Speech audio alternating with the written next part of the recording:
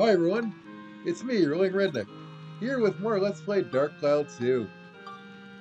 We're going to be finishing up the main dungeon of Mount Gundor today, hopefully. I'll be glad when we do, because, yeah, this is not my favorite dungeon.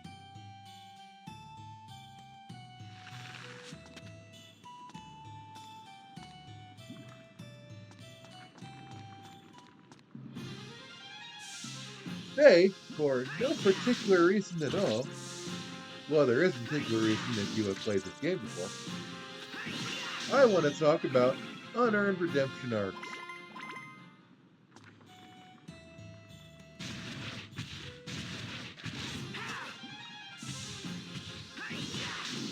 Now, there's a difference between earned and unearned redemption. Like, for earned redemption, maybe, the former bad guy has to, go through some things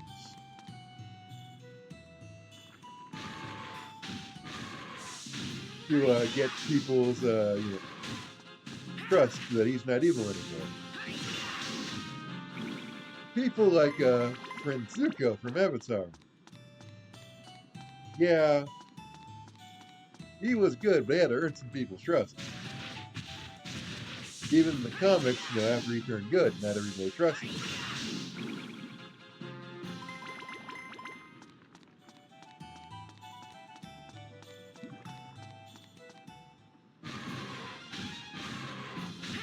And another part of the thing you gotta do to have an earned redemption is that people have to actually say that they're sorry and mean it.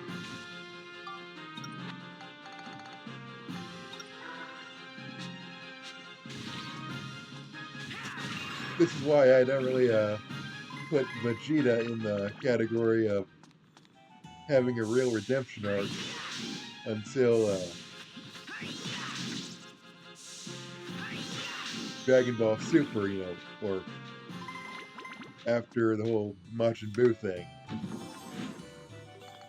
Before that, Vegeta was never really sorry about being an evil jerk and was pretty much committed to the whole evil jerk bit. It just happened that most of the time, his interest and the heroes happened to align, and in the Android and Cell saga, he was more concerned about beating Goku than immortality and universal conquest.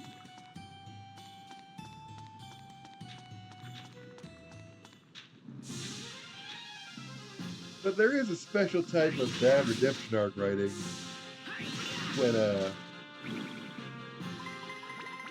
the people that get redeemed really did nothing to deserve being redeemed, or become part of the heroes faction, or basically deserve anything but having the shit kicked out of them.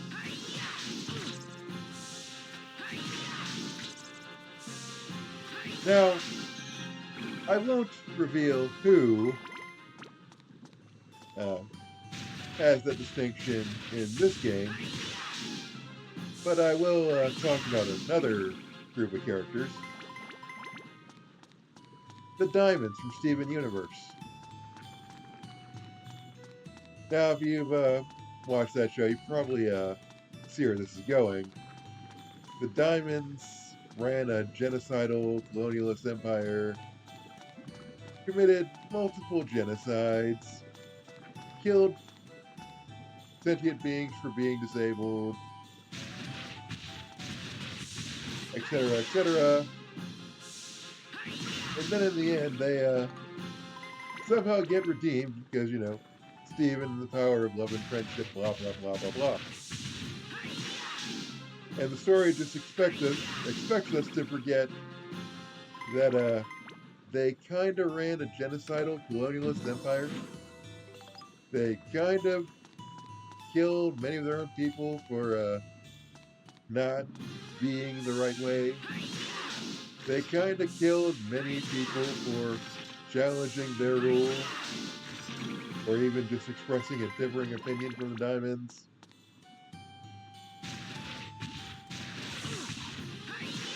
And then in the end, like, oh, sorry about that. Our bad. Then she was like, oh, welcome to the family, Auntie Diamonds.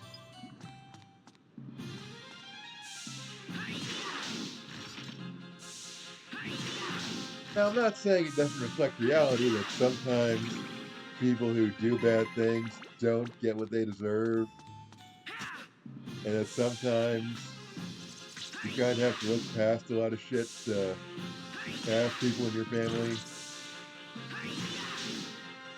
And it's just never really brought up in Steven Universe or in Steven Universe Future that the Diamonds kind of committed genocides. Plural. Diamonds kind of murdered people for opposing them, even vocally. They kind of murdered people for being disabled. You really can't deny that. Oh, and they murdered people for having relationships that they didn't approve of.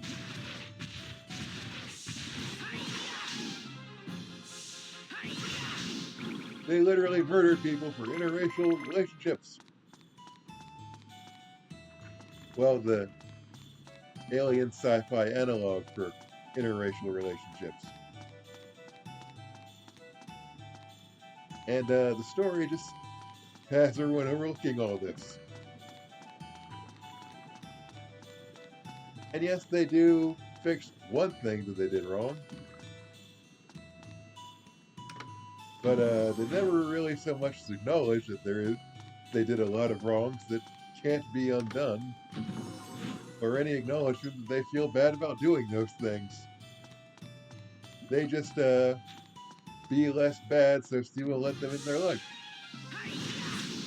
Which is really a bad reason to keep someone in your life. I mean, if they're only being good around you and you're being their minder, that's kind of bad for you.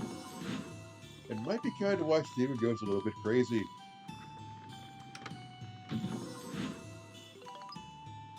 I have to share a story with my friend after this video now. Weird, huh? But yeah, that is a very bad way to do redemption. Well, it's true that sometimes people don't get everything we think they deserve. And it's also true that I should use healing items more. Especially in fighting a King Mimic.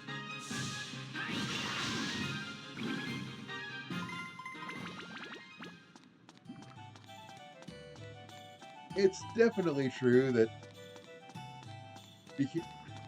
having a character just say, oh, we're going to be good now, and every bad thing we did is cool now, we're all good with that, is a kind of a problem from a writing perspective.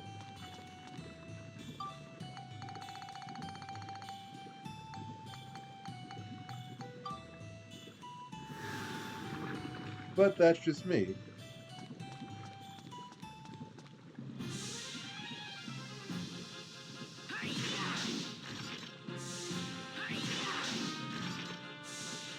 And when we get more into the major writing sin of Dark Style 2,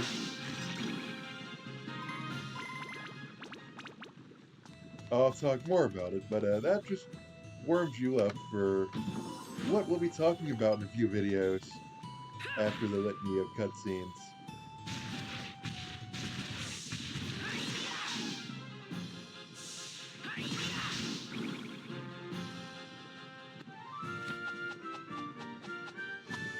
Alright, that takes care of you guys.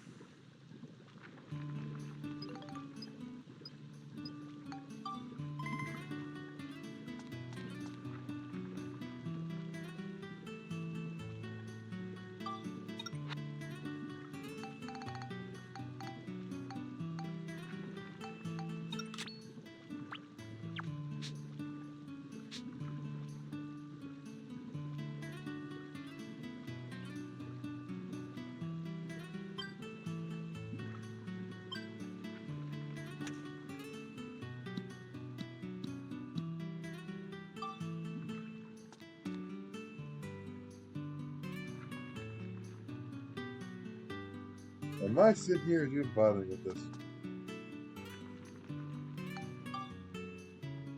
Because I'm like 90% sure I screwed this up. Why did I screw it up? Because I suck at speed up.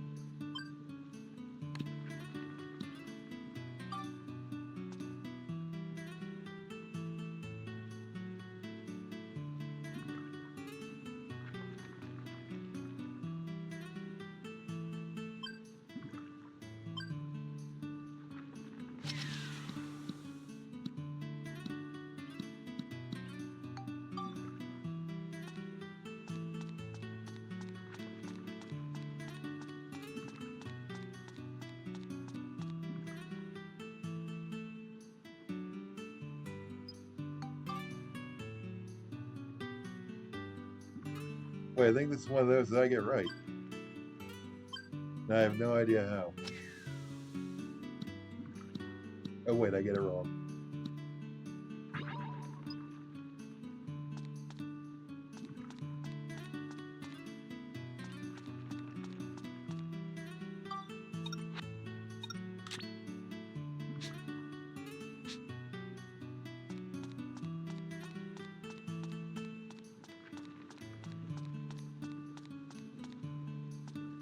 Yeah, if only this thing let me save state while recording. I mean, I'm sure there's a way for me to do it. Maybe it's because my computer is not great. That always freezes when I try to save state while playing and recording on the emulator.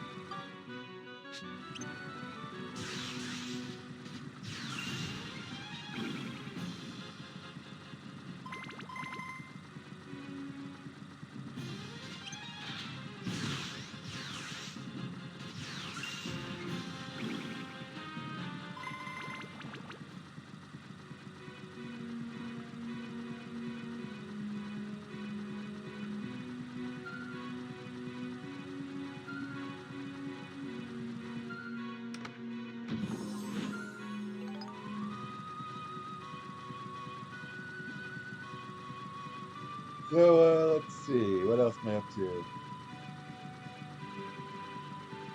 Trying to figure out the next project after Dark Cloud 2. We're already halfway done with this one. I do intend to at least attempt the final dungeon.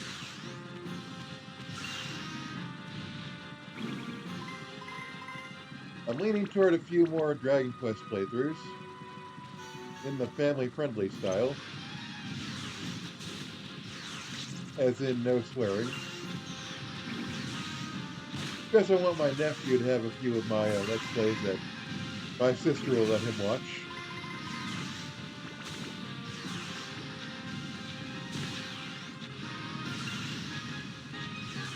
They should make their own separate kids channel. I don't know. Maybe we can find a way to get those classic educational video games to work on my computer, and I can do Let's Plays of them. You know, teach my nephews geography or something like Carmen San Diego.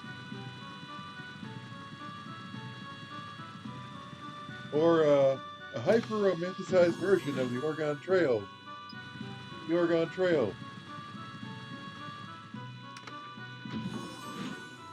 And when I say hyper-romanticized, I mean they had black people on that trail when Oregon was famously whites only. Literally, look it up. That would be an interesting conversation to have at school. During my nephew's history class one year. It will be a long way before he learns about the pioneers and whatnot, but that will still be an interesting conversation. My uncle said that black people weren't allowed in Oregon. Is that true? And then someone get mad about critical race theory or something.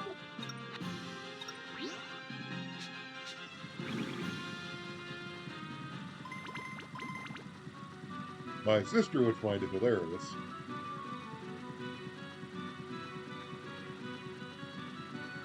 Because technically I'm teaching her son actual history.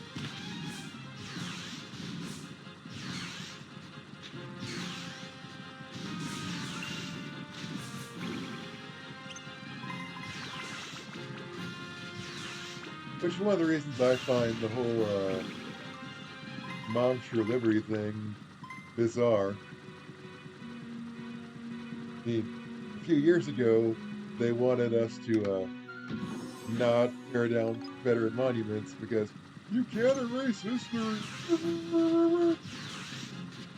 And then someone said, "Oh no, my white kid is sad because he learned that his grandmother was protesting black kids going to his school."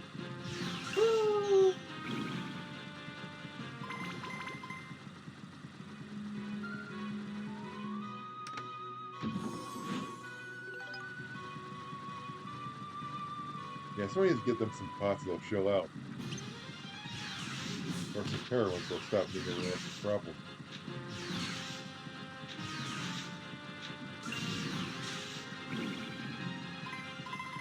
I don't mean that. Don't give stupid people heroin.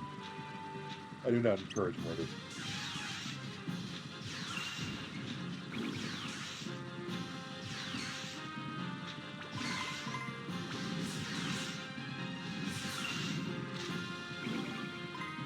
But if they happen to get on the next idiot submarine, let me know.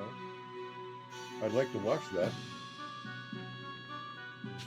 Oh, that's right. I should mention, at the time of this recording, some other billionaire idiot is making his own homemade submarine. Prove that homemade billionaire financed submarine travel is possible. I know for a fact I'm the only one waiting to see how this will go.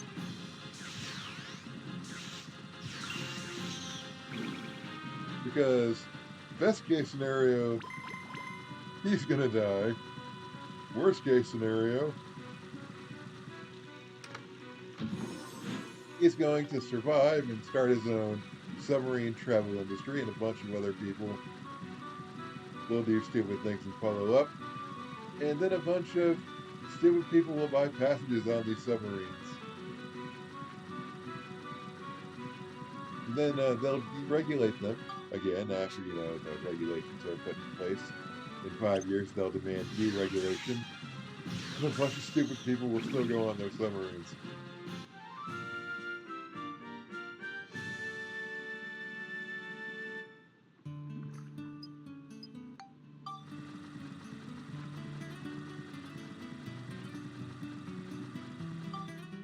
This actually looks doable.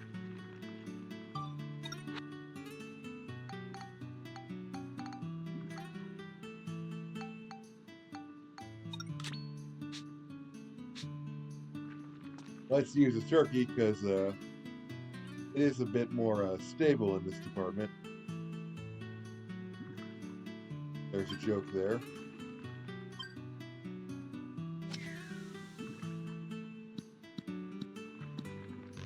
Nope, pretty sure I give up on this. Have a nice day, like and subscribe.